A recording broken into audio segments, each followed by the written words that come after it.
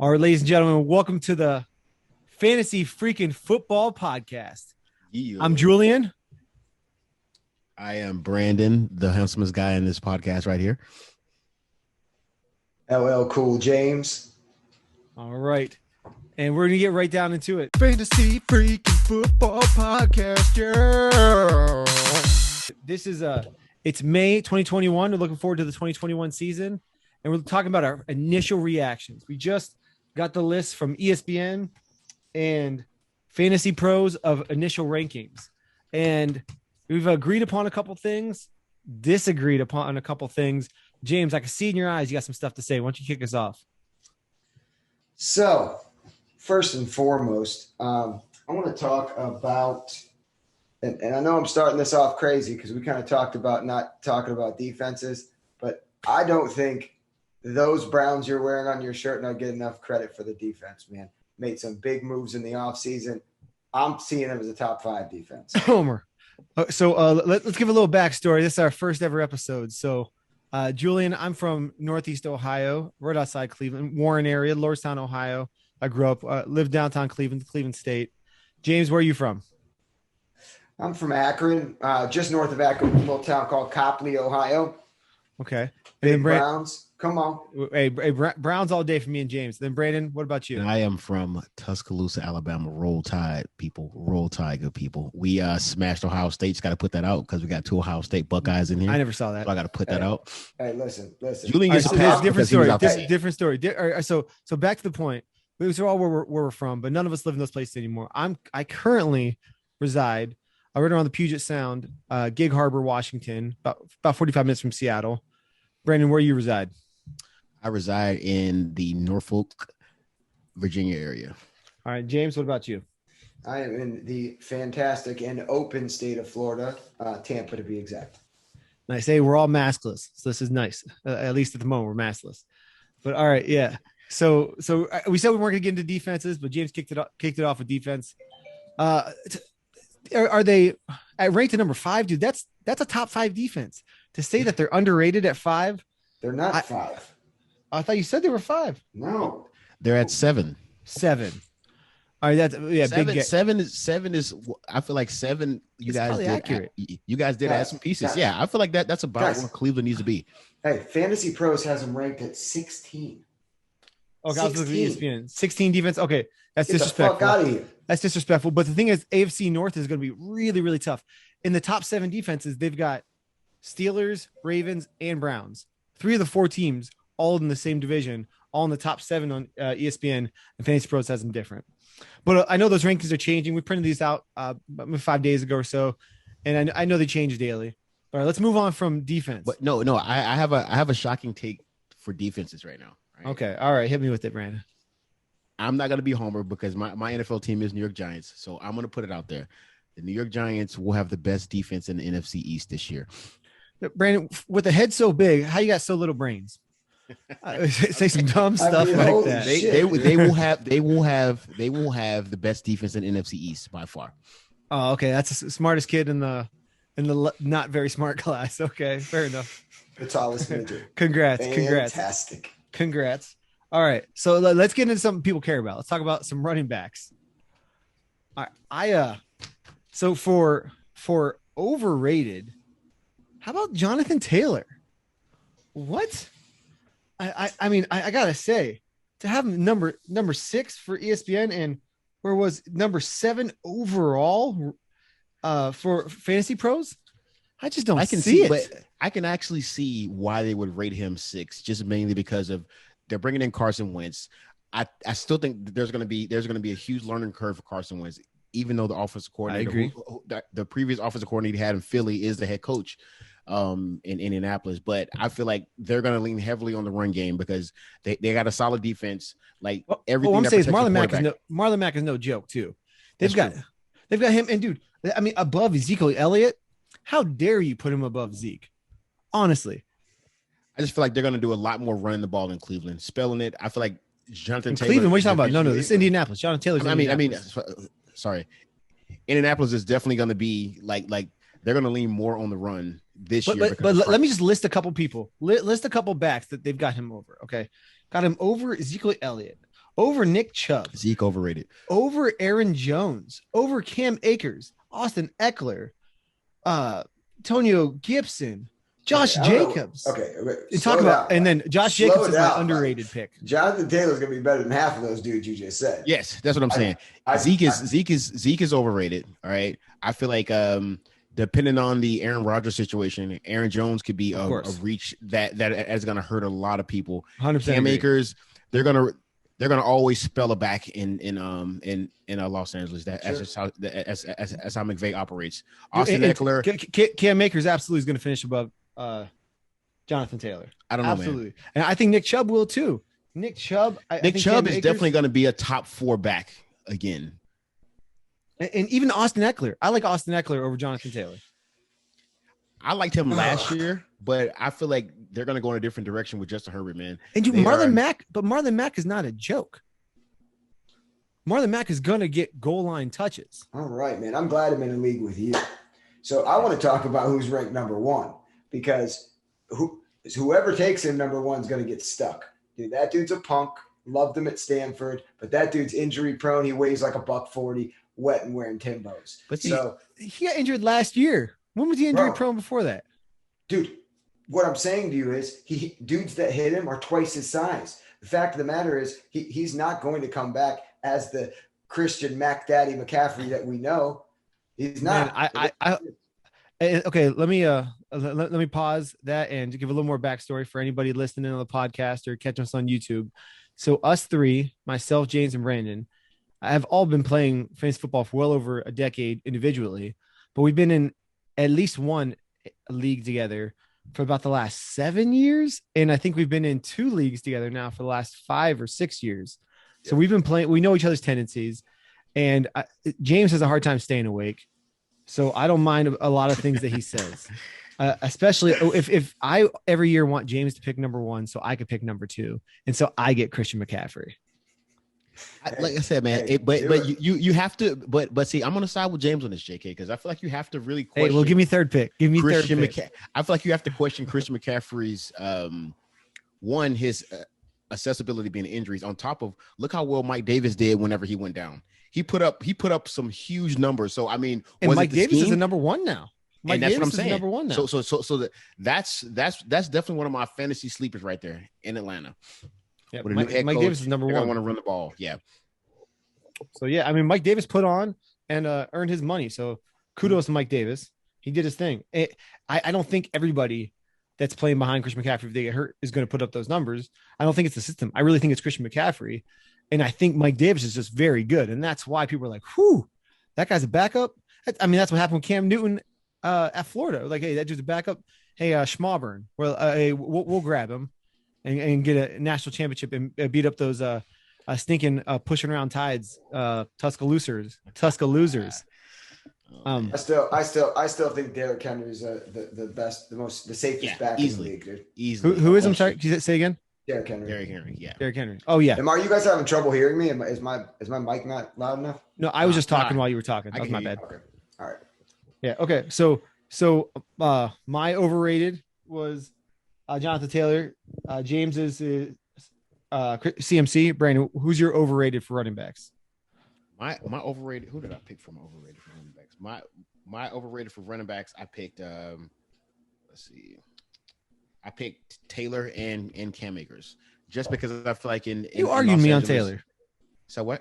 I think you argued. No, I didn't argue with him. I said I can see why they have him there, but I still have backs that I would pick over him. And you say Cam Akers? Yeah, I just feel like in Los Angeles they're always going to spell a running back, man. They're going. I don't know. I think in Los Angeles they're going to pound the rock.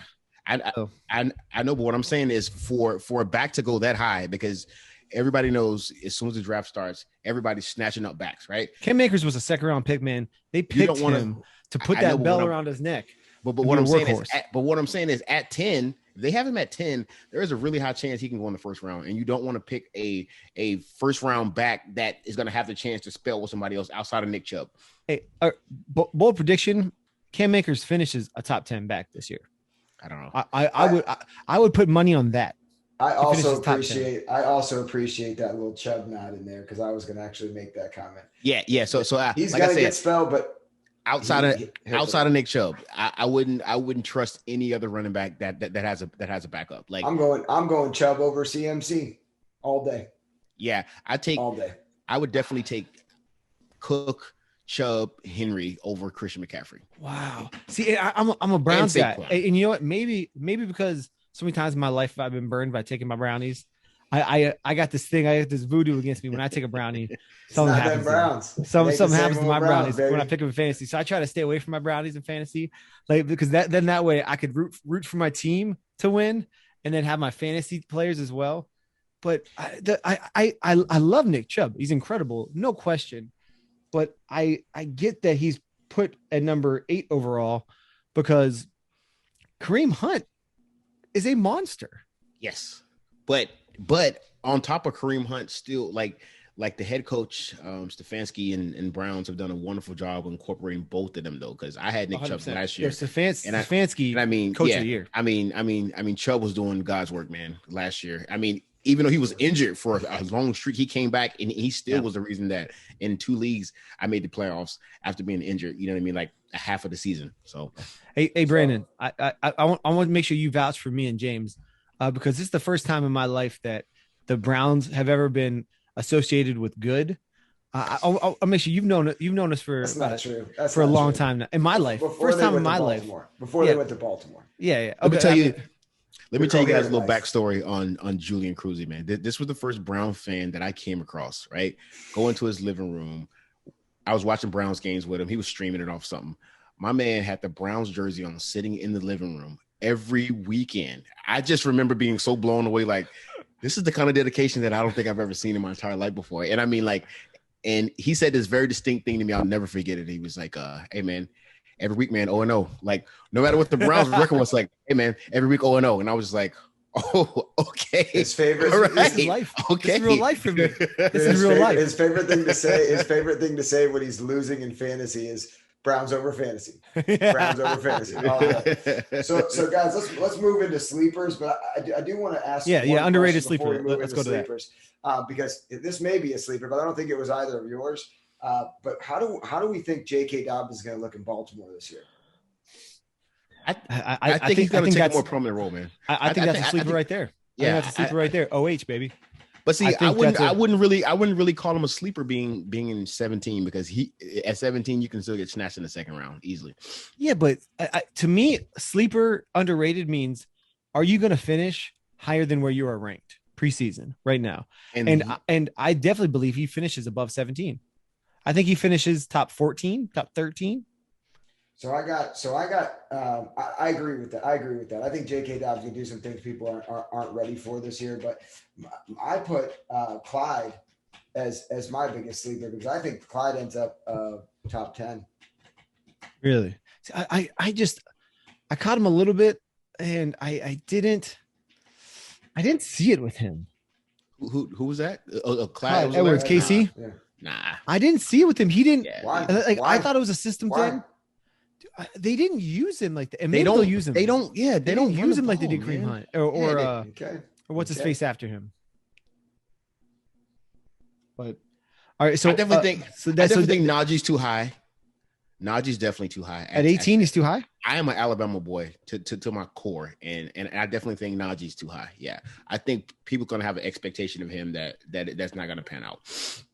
So okay, so wow. Brandon, give me your underrated or sleeper running back, and I'll give you mine. Then we'll move on. To my underrated is definitely going to be Mike Davis with Atlanta. I think he's going to be a RB1 easily. So RB1. You think finish top 12? You say he finished top 12? Definitely. Oh yeah, and then also James Conner. I think with the offense, like James Conner's skill set is going to fit perfectly in Arizona. It's going to fit perfectly there. So those are my two running back sleepers. So I got a couple right now that pop off the paper to me.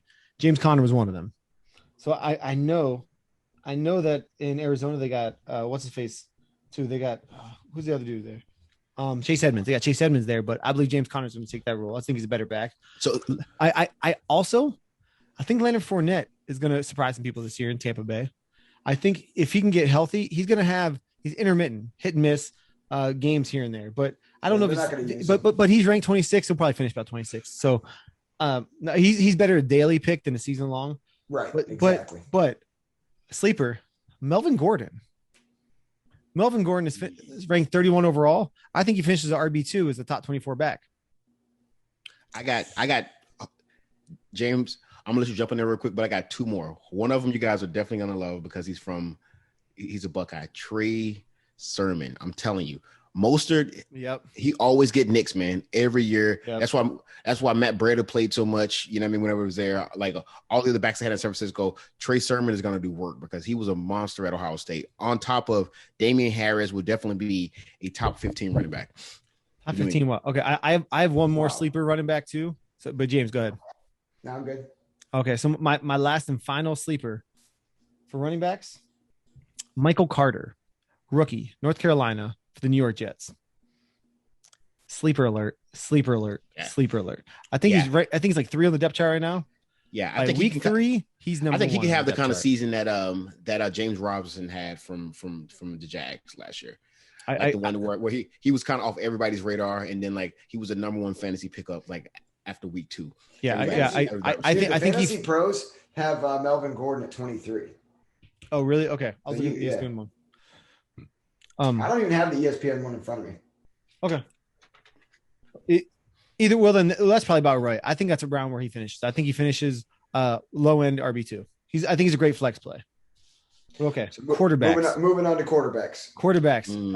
Brandon, you said some stupid stuff earlier, so I want you to start this one off. My overrated or underrated?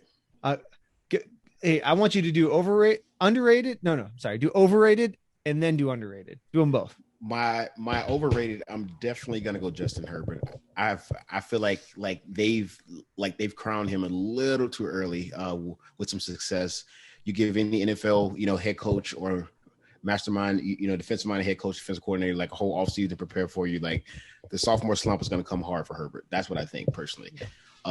Tua, I think a lot of people aren't really taking him as far as underrated. I feel like it's gonna be Tua, and I'm telling you, I feel like Cam Newton's gonna have a breakout. Cam Newton's gonna have a breakout season this year, man. I'm telling you, I feel it. Oh my god, I feel it, man. But so you got to realize gas. That's gas in your belly. Julian, you were out serving our country, and I appreciate you. God bless America. All right. So there were a lot of games. My personal business out there. There were a lot of games that the Patriots were in, man. Cam went out a good spurt with COVID. Like he came there late because the Carolina Panthers changed him, bro. That vid changed him. Well, what I'm saying is like they got back to Cam Newton's ground and pound, like his bread and butter. They implemented a 2 tight end offense. Like all the offseason moves that they have offensive wise going to be tailor made for Cam Newton. I'm telling you, I expect him to have a better season. The second season in Josh McDaniels' offense, he's going to be moving the rock with consistency, and they're not going to have it. They're not going to have any opt-outs. So I feel like the defense is still going to help them, put them in a better position. Cam Newton is definitely going to finish. You are delusional. Wait. Cam Newton's going to finish where? James, let him finish. James, wait. Cam Newton's going to finish where? Say it. On the bench. No, yeah, I was. He's going to personally bring COVID back. No. What got Cam at right now? They got Cam. He said he's going to finish. He will definitely finish. He would definitely finish. I'm gonna give Cam Newton. This is gonna be my hot take right now, JK. I'm gonna give Cam Newton a top 15 finish, man. At least. All right. That's the floor for Cam Quite Newton. frankly. So Brandon, you bringing him up then is a waste of everybody's time. Most people play in a 12-man league. I stopped listening to him an hour ago. I don't know what you're talking about. Top 15. So why are we talking about anybody that's going to finish this past 13 or past 12 for quarterbacks? So I mean, so what you want me to say? Okay, Cam. Okay, well, let me change my hot take, JK, just to make you feel better than get your woman fuzzies. All right, Cam Newton will definitely finish starting on people's teams in half of the fantasy leagues this year. He will be a starting quarterback that people will have on their roster playing. I like the flip side of that coin, and I'm going to tell you why. Quarterback controversy, Belichick with the pressure. Cam Newton has a tendency to fuck up and will. So, I like the other side of that. Week 3, week 4, he's riding the pine. He's not riding the pine, man. Come on, man. So I'm 100% aligned with you on Herbert. I think we were pretty close. You even put Prescott as well as your as an overrated. Overrated, yeah. See, I feel like Dak Prescott, like live game action, like if you're trying to win, go to the playoffs. But I feel like he's a good stat pattern. He's like a Russell Westbrook. Like you don't really want to take him as far as like, oh, we want to win a championship. But if but if you want to play fantasy basketball, Russell Westbrook is your dude. You got to have him on the squad because he's getting triple doubles, but he ain't gonna win nothing. You getting triple doubles. I feel like that's kind of where Dak Prescott is. He's gonna like some garbage games. He's gonna pile up 350, 3 touchdowns. You know what I mean? Like some late rushing yards. Like he's a good fantasy quarterback. So if we're talking in the preference of like fantasy, Dak Prescott is definitely going to be like a top 10 quarterback easily. Ooh, no. Yes. No. Yes. Disagree. Fantasy wise, yes. I do like that he throws to CD Lamb, and we didn't talk about CD Lamb. Have we talked about receivers yet? No, we haven't. No, that's next. That's yet, next. That and then tight ends. We wrap it up. So and then we were aligned on sleepers or the underrated with Tua, man. I really think Tua throwing to Devontae down there. I think that offense is going to do something, man. And I like Tua because I like the way Tua plays. It's kind of like Kyler Murray, but I think Tua's got a better arm. I know that sounds crazy, but I think Tua's got a better arm. It indeed does. Yeah, I think Tua is the biggest sleeper in the draft. Wow. Anyway, go ahead, Jay. What do you got? All right, so that's your underrated is Tua. Who'd you say was your overrated, James? Oh, you said Prescott. Yeah, okay. So my underrated, honestly, at numbers 4 on one rank, number 5 on the other, the fact that he's not 2 or 3 behind Patrick Mahomes is Lamar Jackson. Lamar Jackson should be pre-ranked 2 or 3, right behind Patrick Mahomes. Yeah, every time. To have him behind Kyler, Josh Allen, Dak Prescott, have him behind Dak Prescott. Crazy. Dude, see, but you can't sleep on Josh though, because I'm not. And Josh Stephon Diggs and Josh last year looked like Randy Moss and Tom Brady, bro. It was bananas. If you had Josh Allen at 2 and Lamar at 3, I'd be like, okay. But Patrick above him. But then the only person you could argue who's going to put in more fantasy numbers than Lamar is Josh Allen. So that's a sleeper. Another sleeper. I don't know if I'd call that a sleeper. B, you agree? I mean, but it's Lamar Jackson. I don't know because it's Lamar Jackson. He's not ranked 2 or 3. Yeah, I feel like that's a sleeper because a quarterback that's ranked 5th is probably going to go 4th, 5th round. Yeah, and which means you can get him like a top guy early 4th. Exactly. There were realistic. There were leagues I was in that was taking Lamar Jackson like 2nd round, dude. So right. Yeah. Because he was the number 1 projected fantasy quarterback. But at 5, people are gonna miss him, and then they're gonna pick him in like the 6th round. And if you can pick up Lamar Jackson in the 6th round after snatching 2 backs like back to back, or or top tier wide receiver, your boy Julio goes to Baltimore. He jumps to 1 in my opinion. Yeah, I put him at 2. I put Lamar at 2, and I keep him at 2 if they get Julio still, because Patty Mahomes got to stay number 1. Yeah, I would not trust a Baltimore wide receiver. I wouldn't. Okay, not even your homegrown Julio. No, not the offense, man. It's the way the offensive scheme is structured, man. You got to base upon the wide receivers are supposed to catch balls, man. Like they want them boys blocking for Lamar, man. They want them blocking for Lamar, so therefore that's going to decrease the touches. So I can't foresee them all of a sudden trying to make Lamar Jackson in save everything you just said because Julian wasn't in the picture there, so that's going to get edited out for sure. 100%. I'm probably gonna leave it now that you said it, but okay. So underrated, we hit the under. I'm gonna leave it for sure. So also my second underrated, Russell Wilson at 8. Russell Wilson at 8 is underrated to me, and it really just has to go with having Justin Herbert above these guys. Justin Herbert is the most overrated one on there. Justin Herbert should not be at 7. No way close. No, not at all. Also, I have Ryan Tannehill as overrated. And he has like 10 and 1 and 11 in the other, I believe. And then Jalen Hurts ranked 9th and 12th. I don't know that he's going to finish as a QB1. I don't believe that he finishes as a QB1. Jalen Hurts is definitely in the overrated category. I agree with you. So I think he's overrated. I think he finishes as a QB2. He probably finishes like QB 15, but I don't believe he finishes as a top 12 quarterback. Oh, wait a minute. Hold on. Switch that. Tua's throwing to Waddle. Yes. Miami picked up Waddle, right? Yeah. So Devontae's there in Philly. right? No, Devontae's Miami.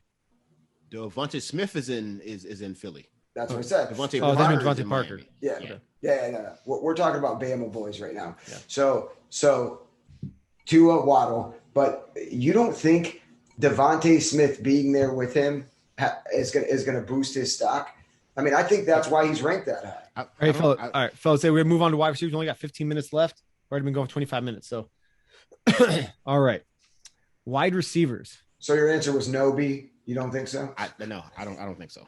Thanks, Julian. Welcome. That's what I'm here for. All right, so wide receivers.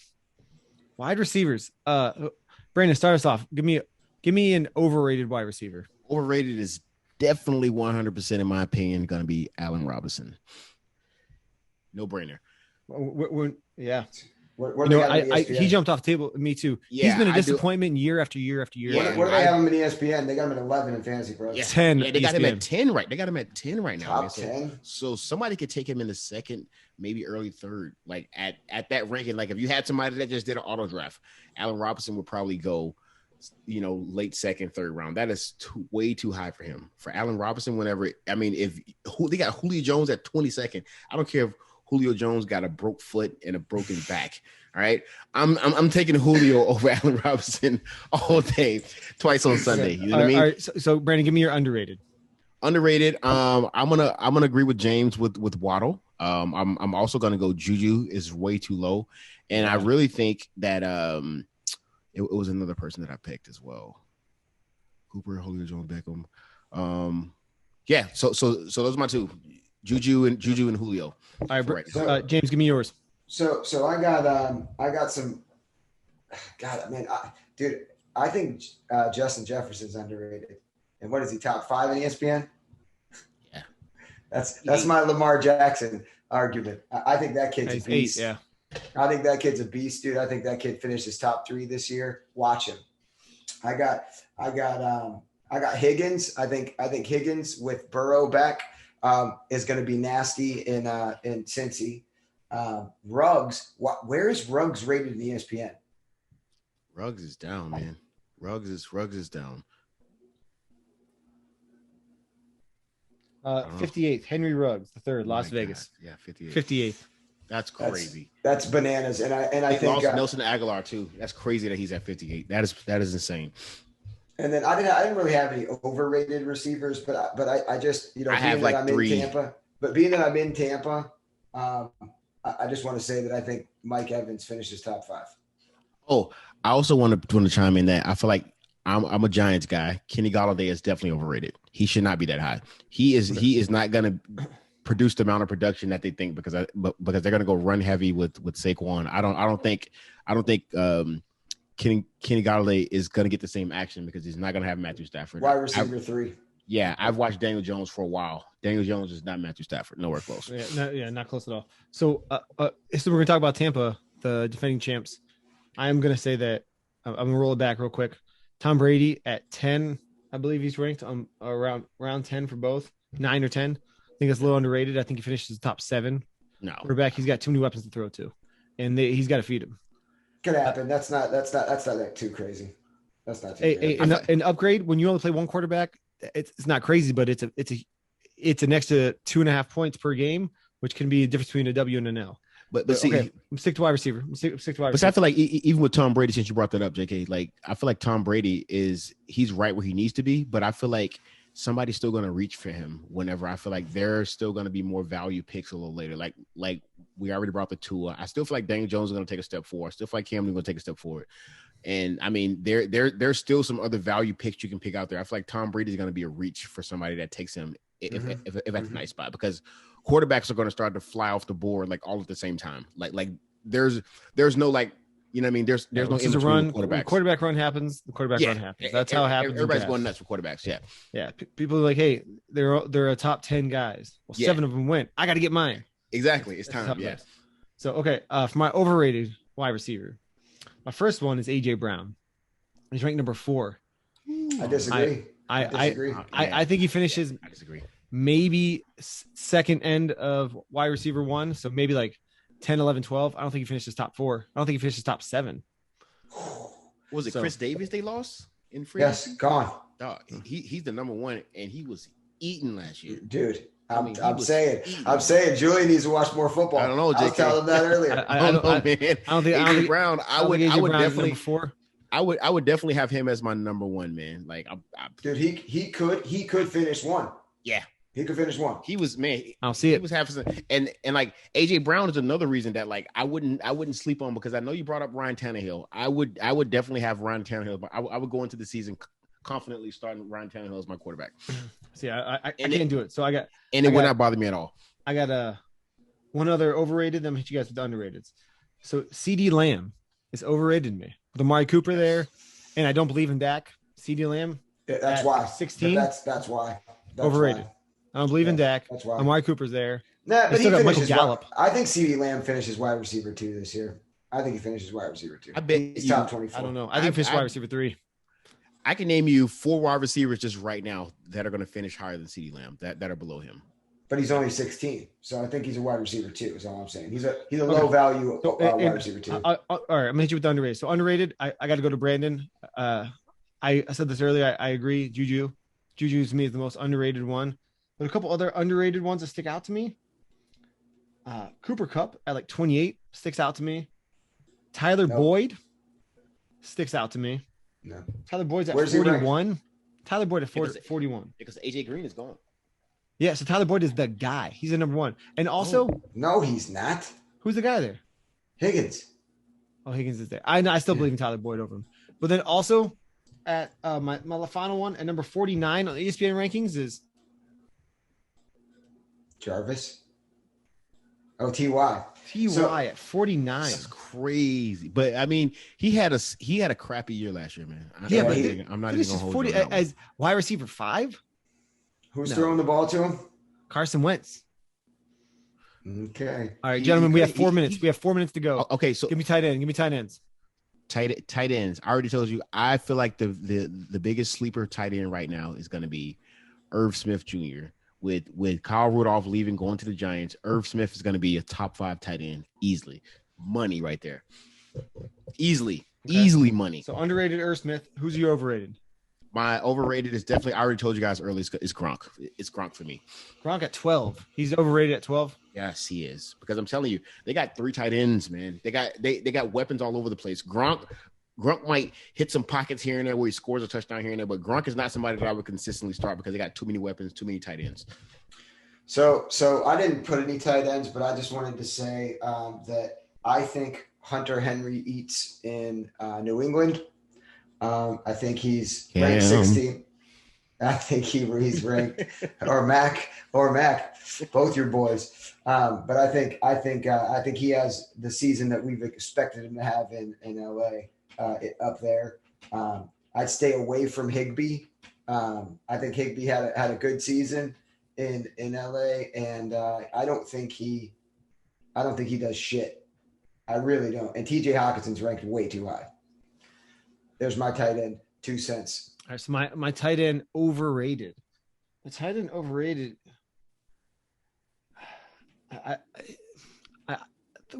thing that sticks out to me is Kyle Pitts. But he was so early. I don't know. I'm surprised that he's just ranked above all these guys as a rookie. You don't see rookie tight ends putting up those types of numbers, but man, they invested such a high pick in him. I don't know if he's overrated. I really don't know the answer to that, but I'm very intrigued by that one. So I guess if I'm have to go overrated, he's gonna be a monster though. If I'm going overrated, I'm going Robert Tonyan at number 9 from Green Bay. I'm going Green Bay tight ends will have a good game here and there, but nothing consistent. Underrated though, Evan Ingram, Giants, like 16. If he stays healthy, he's a top 6 tight end easily every year if he's healthy.